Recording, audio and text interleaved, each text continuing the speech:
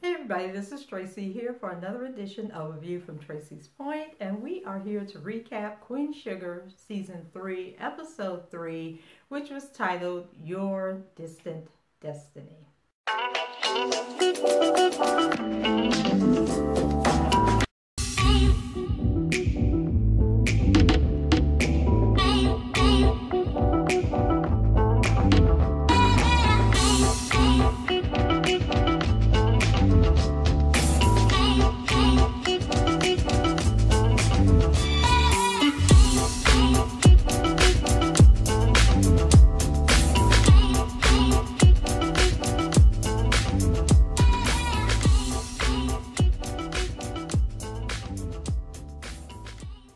So when the show opens up, we learn that Charlie has broken down and decided to let Micah go to St. Joe's, which is like the predominantly black school, I guess, in St. Joe's. And of course, his new friends will be the kids from the anthem protest. Wouldn't have it any other way. So I have a bad feeling about this, but we'll have to wait and see, because it just seems like there's a lot of tension, and they have like armed security guards at the school, and here they have police officers at the schools, but they don't like walk around like the kids are in prison. Like when they were in the cafeteria, the kid, the security guard was walking around like he was patrolling the jail yard or something like that. So I was really confused by that. I know here with the police officers, they're called school resource officers, and they basically just sit in the front office and maybe walk around every now and then, but they're not out there like intimidating, having like an intimidating presence with the kids. So Kiki is there to protect Micah nonetheless, but we all kind of noticed that Kiki has an issue with the girl, and the girl's name was Asha. It seems that whenever Asha is around, Kiki becomes very possessive. She's holding on to Micah, she's kissing on Micah and carrying on. So they're walking down the hallway, and she's looking at Micah's schedule, and she realizes that they don't have any classes together, which is probably a good thing since they all kissing and carrying on. But I just have a bad feeling about Micah being at the school. And so when they were in the cafeteria, one of the boys was sitting on the table. So the security guard, he comes over, like they have a stare off or whatever. And so the security guard tells him to get off the table. So my feeling with the whole thing is that it's going to be revealed about Micah's situation with the police officer, because one of the things they were talking about is that the cop who Charlie had, who's being investigated, the one that had arrested Micah, he's being touted as a hero. So I guess tensions are building in St. Joe around that situation. And so I just feel that it's going to come out that Micah was arrested by this guy. Charlie may have had something to do with it. And it's going to put all these kids in a situation that's probably not going to work out in their best interest. So Queen Sugar has added a new dynamic to the show. So they've decided that they're going to explore the Vietnamese community that has a big presence in New Orleans in real life. And I remember I was taking I had a course that I was taking. I think it was in my mass comm major. And we were actually talking about doing short films and like telling stories with video where you're not really talking in the video. And one of the examples that we used was doing the oil spill. You guys remember the oil spill out in the Gulf of Mexico? And it really devastated the fishing industry along the Gulf Coast, because they couldn't go out and catch the fish because of the oil. So these people were forced to go and work on the cleanup crews to get the oil out of the water. And so one of the videos that I watched was a story about this Vietnamese family. So I thought this was an interesting dynamic that they're adding to the show. So we learned that Ralph Angel has a job at this fishery, and the fishery is owned by this Vietnamese family. Now, I wasn't aware that Ralph Angel had a job. Did y'all know Ralph Angel was out there working in the downtime? And I think we talked about this before, that it's actually been a year has passed since last season and this season. So anyway, Ralph Angel seems to be getting along good with the Vietnamese people. They seem to like him a lot. You know, they were trying to get him to play spades, but he said he had to leave and go get Blue. And so the mother comes out, named Mrs. Fawn, and she's all over, you know, just in love with Ralph Angel, and says that Ralph Angel needs a woman. She's going to find Ralph Angel a woman, you know, because she needs her spades partner to be sticking around and hanging out with her and her family. So she's going to cook dinner for him and start introducing him to some people. So Ralph Angel's like, no, gotta go. So he comes back the next day to get his paycheck. And so all of a sudden, the Fawn's daughter, Trin, has shown up. And she's a college student going to school, I think they said in New York. And so Ralph Angel seems to be a little smitten by her. And she seems to like Ralph Angel. And I'm just checking it out, y'all, because I did a post on Facebook about colorism on Queen Sugar, and I was just pointing out some of these things. And so remember in the first season, Ralph Angel was all in love with Miss Velez or whatever that school teacher name was, that Hispanic lady. Then we found out that Darla was looking like she mixed, even though her parents, when they showed up, they were both black, but Darla still looked like she mixed. And so now he seems to really be attracted to the Trin girl, and she's Vietnamese. But when it comes to the darker skinned sisters, remember he slept with Roberta, then tossed her to the wind. Then the girl, Tamika from the first episode, wouldn't even let her in the house. He then took her into the truck or the garage or somewhere and had sex with her. And then some new chick shows up on the scene, and we were trying to figure out on Twitter, like, did the girl who played, the actress who played Tamika not work out, and so now they had to get a new actress? Or is this a totally different actress? Because this girl was a lighter complexion, but what I picked up on was that Ralph Angel's approach to the new girl was totally different from the other girl, the Tamika girl. And you know, he basically let her come in the house and everything. And remember, they got caught having sex, or she was getting dressed when Blue came in and caught them.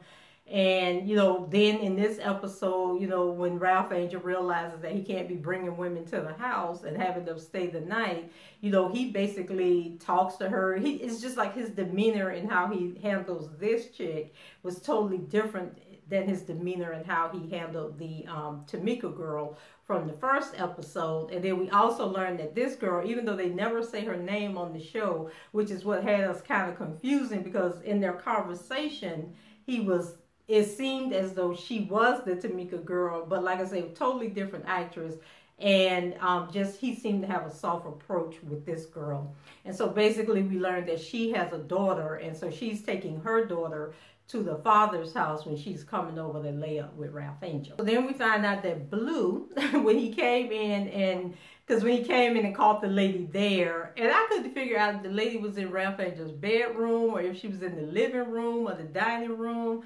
I don't know where Ralph Angel had took this woman, but she was getting up and she was getting dressed, hooking her bra, and she already had her pants back on. And so Blue walks up and he's like, look at, I thought Blue was going to say, Daddy, who this woman? But you know, Ralph Angel ran out and picked him up and took him back in the room. Well, we find out later in the show that Blue's so messed up that he's wetting the bed now, still walking around with that doggone Kenya doll, which I don't understand.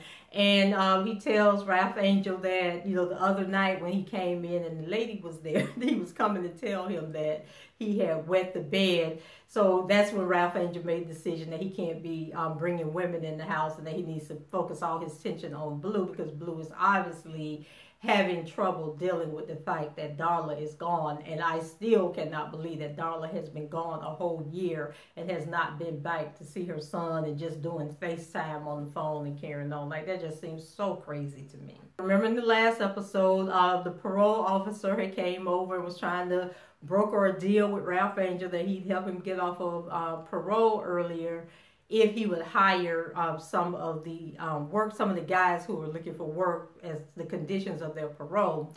So this guy comes up, he's late, not dressed like he coming to apply for a job or to work on a farm. And so Ralph Angel is being a little judgmental, and everybody on social media was talking about that. Ralph Angel, you know that's where you were, you know, a year ago. So be nice to the guy. But I was thinking to myself, Ralph Angel knew that that's where he was a year ago, and he knew how trifling he was, that he didn't want to work. It was hard to keep a job, hard to get a job. And so he already knows what to expect from this guy. And so he kind of like brushed the guy off. But then when the guy was walking away, he said something, because the guy said he didn't know anything about farming. But when he was walking away, he was telling Ralph Angel he needed some part for his tractor and what he could do to the tractor to help the tractor run smoothly or something. So that kind of like caught Ralph Angel's attention. And so I was thinking like, okay, he might not be able to get out there and work in that farm, but if you need a mechanic, somebody to keep your equipment going, this might be the guy for you. So then later on, Ralph Angel is having lunch with Nova, and he's telling Nova about the guy. So Nova reminds him, you know, that somebody took a chance on him, and now it's time, you know, for some reciprocity and for him to give these guys a chance. So Nova, Lord have mercy, you know, she's having issues with her book deal, because remember they told her that they couldn't continue with the deal because the work that they were going to use in the book was owned by the company that she had wrote for, and that without, you know, she should have told them that she was quitting her job, and then they could have told her that no, you can't quit your job because they own the rights to that work. And in this episode, Nova was talking to, I guess it would be her agent, and you know, she was explaining to Nova that, you know, that was the deal, and why they can't move forward with the book was because of the licensing issues. But she told Nova that she really had faith in her, and that she believed that she probably had some other things, some other topics that she could talk about, and that she just needed to regroup and brainstorm and come up with another angle for the book, and then come back with them. And then come back to them with the idea, and then she'll go back and pitch it to the publisher again. And I'm just thinking, Nova, your friend told you to slow your roll and think this thing through, but you know, for whatever reason, you jumped the gun and went and quit your job. But sometimes I think that that's what we need. You know, we need to be forced out of our comfort zone in order to excel at what it is that we really want to do. So Nova, you just got to dig deep and figure this thing out. But anyway, one of the farmers come in, and they're talking to Ralph Angel and telling him, you'll thank Charlie, you know, for helping us out and for locking us in on the discounts for 5 years. And, you know, we're just so grateful and so great, you know, having Charlie, you know, running things. And so when the person leaves, Nova's sitting there like, okay, well, how is Charlie doing all this? Like, what's going on? You know, she being all nosy there. Ralph Angel, I can't stand the gossiping man, but Ralph Angel breaks down and tells her, you know, that Charlie has, you know, went into business and working behind the scenes with the Landrys in order to help the farmers. And Nova just goes off the deep end after that and decides that she's going to call a family meeting so they can figure out what Charlie's really doing. So before Charlie arrives at Aunt Vi's house, she goes to talk to one of the farmers, because the farmer says that he needs to break out of the contract because they got some family issues going on and they've got to go in another direction. So we learned that the farmer has been farming for 30 years, but he doesn't own the farmland, and he's been leasing the land from the Landrys. And this is like some sharecropping mess from when slavery ended, and the farmer and the slaves didn't know what to do. All they knew how to do was attend to the crops. So then to make money, the plantation owners would like give them sections of land and then basically take all the money that they earned from the crops. So that's what the Landrys is still doing in 2018. So people on social media couldn't believe, you know, that these people had rented this land for 30 years. And I'm like, there are people who rent houses for 30 years, pay somebody else's mortgage, and then when the house is paid off, the people that own the house will go and sell the house for hundreds of thousands of dollars and have never made a payment on the house. And then the person who paid the mortgage, they just out in the cold with nothing. So it happens every day. Like people you know who have been in houses for 10, 20, 30 years may not own those houses. They could be renting the house. So they all get over to Aunt Vi's house, and Nova, you know, she starts getting into Charlie's behind about how can you do this? You know, how can you be selling out these farmers? And, you know, getting in the bed with the Landrys, like this is so beneath you, you know, how their dad would be turning over in his grave if he knew all this was going on. So, you know, Charlie getting in her feelings, you know, because she's being judged by her family, and then Micah comes in the doorway from the kitchen and he looking at her like, I know I did not hear what I just heard, you know, but Ralph Angel was trying to have her back and tried to stand up for her, and then lo and behold, Hollywood tried to jump in the conversation and tell Charlie about how, you know, when he found out Landry had a stake in that company he was working for, that he chose to quit rather than to work for the Landrys, and he couldn't believe that Charlie doing all this. But that's when things went way left, because Charlie told Hollywood he wasn't no borderline, so he had nothing to do with this conversation. And Vi had to jump up and get in and like, oh, you be talking to my man like that, you know. So then Charlie was basically, you know, had to pull back and tell them, you know, you don't understand business. I know what I'm doing. I know how these people think, blah, blah, blah. But they weren't trying to hear it.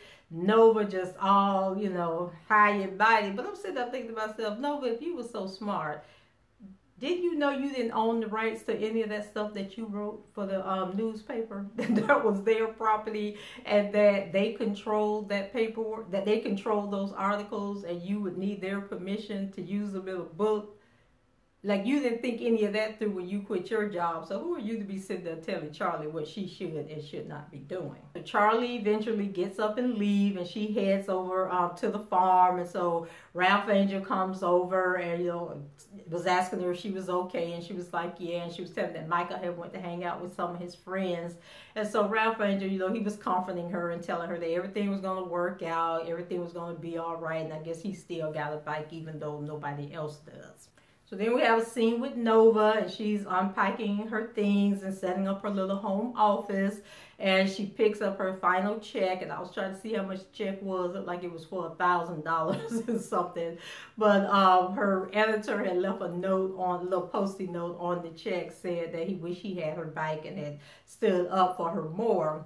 So then she turns around and she has these articles stuck on this corkboard behind her, and so she pulls all the articles down, and then there's a picture of Ida B. Wells that's left standing up there. And then later on that night, you know, we see her and she's sitting on the floor and she's listening to music and brainstorming ideas for a pitch for the book, and it seems that a light bulb came on and she came up with an idea, and so she jumped up with all her little notes that she had been taking and she stuck them all on the corkboard. So I'm sure we will be hearing in the next episode or so what great ideas she has for her book. So Aunt Vi is going to have to keep an eye on Hollywood about his money, because she had came in earlier in the day and he was talking to a guy, and I don't know if it was his barber or what, but the guy had an idea about opening up a barber shop, and he wants Hollywood to invest in it.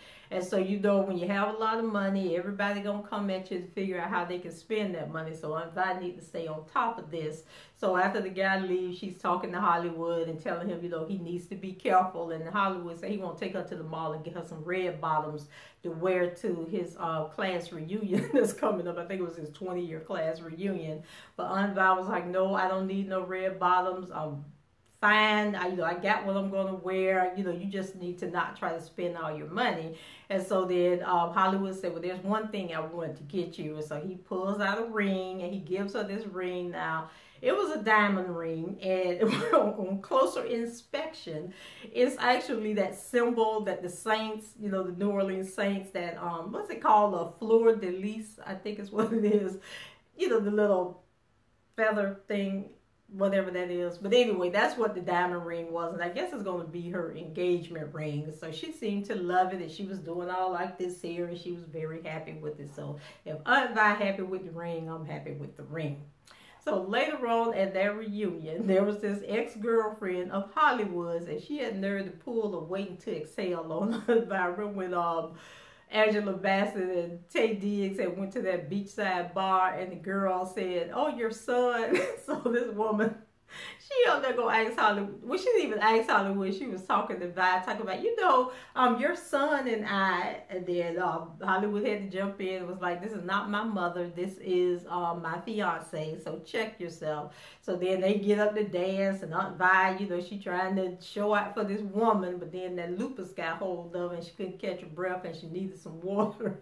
So she ended up going outside sitting on the lounge chair, trying to recoup when Hollywood come out. He tell her everything is okay, that she the only woman for him, and so they end up leaving the party. And so I'm like, oh, poor Aunt Vi. She ain't gonna be able to keep up with these women. And now that that woman know that Hollywood is single, well, ain't married yet, she probably gonna be coming for Hollywood, trying to knock Aunt Vi out the picture. And so that was pretty much all that happened. Ralph Angel did, the guy came back and who needed the job, and so Ralph Angel decided to give him a try. And so he gave him an application, told him to fill it out and to bring it back and to be there early in the morning and on time and ready to work. So the guy said, he's all in. And then the show ended with Blue running out of the house, and we found out that Darla has pulled up. And so him and Darla hugging, and Ralph Angel walk up. And she just stand there like she ready to come fight for her son.